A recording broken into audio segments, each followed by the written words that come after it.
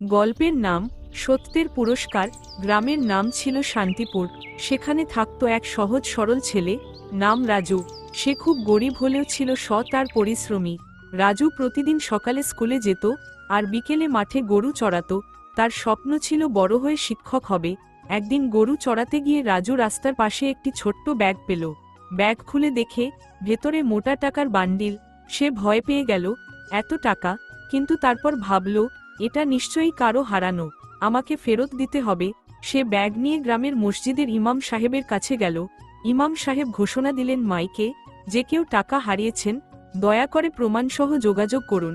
1 ঘন্টার মধ্যেই গ্রামের এক বৃদ্ধ হাজী সাহেব এলেন। তিনি প্রমাণ দিলেন, ব্যাগটা তার। তিনি টাকা পেয়ে কেঁদে ফেললেন, এই টাকায় আমি হজে যাওয়ার প্রস্তুতি নিচ্ছিলাম, তুমি না পেলে আমি সব হারাতাম।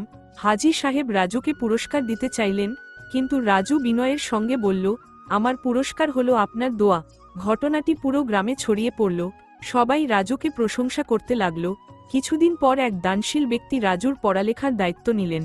বছর 10 পর রাজু সত্যিই শিক্ষক হল, নিজের গ্রামের স্কুলেই। তার সততা আর আদর্শ এখন শত ছাত্রের অনুপ্রেরণা। শিক্ষা, সৎ পথে চললে আল্লাহ কখনো তোমাকে নিরাশ করবেন না। রাজুর মতো হন, সত্যের পথে থাকুন।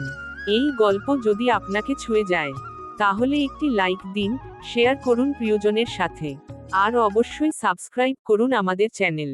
আপনাদের দোয়া চাই। আল্লাহ হাফেজ।